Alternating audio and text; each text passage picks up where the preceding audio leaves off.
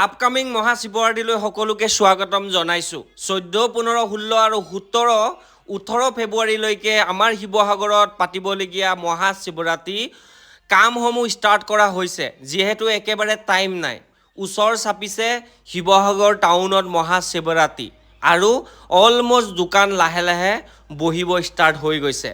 আৰু এয়া হৈছে দৌলৰ আউট ডিষ্ট্ৰিক্টৰ পৰা কোনে কোনে আমাৰ শিৱসাগৰত শিৱৰাত্ৰি চাবলৈ আহিছিলে কমেণ্ট এটা কৰি জনাই দিব আৰু এইবাৰ আহিবনে নাহে কমেণ্ট কৰি জনাব। বাকী আৰু আপোনালোকক দেখাই আছোঁ, এয়া আপোনালোকৰ মনোকামনা পূৰণ হ'বৰ কাৰণে ইয়াত এগছি চাকিও জ্বলাব পাৰে। আৰু শিৱসাগৰৰ দৌলৰ কাষে কাষে দোকানসমূহ একেবাৰে ষ্টাৰ্ট হৈ গৈছে। বৰপুখুৰী পাৰত গ'লে আকৌ ৰাজু ফুচকা ভাইয়াৰ ওচৰত একেবাৰে ছোৱালী ভিৰ মাৰি থাকে। ময়ো ভাবিলোঁ আজি ৰাজুৰ ওচৰতনো ফুচকা ইমান বেছি কিহৰ কাৰণে টেষ্ট হয়, ময়ো খাই চাওঁ বুলি ৰাজু ভাইয়াৰ ওচৰত ফুচকা খাবলৈ সোমালোঁ। ৰাজু ভাইয়াৰ ওচৰত ফুচকা কোনে খায় কমেণ্ট কৰি জনাই দিবচোন।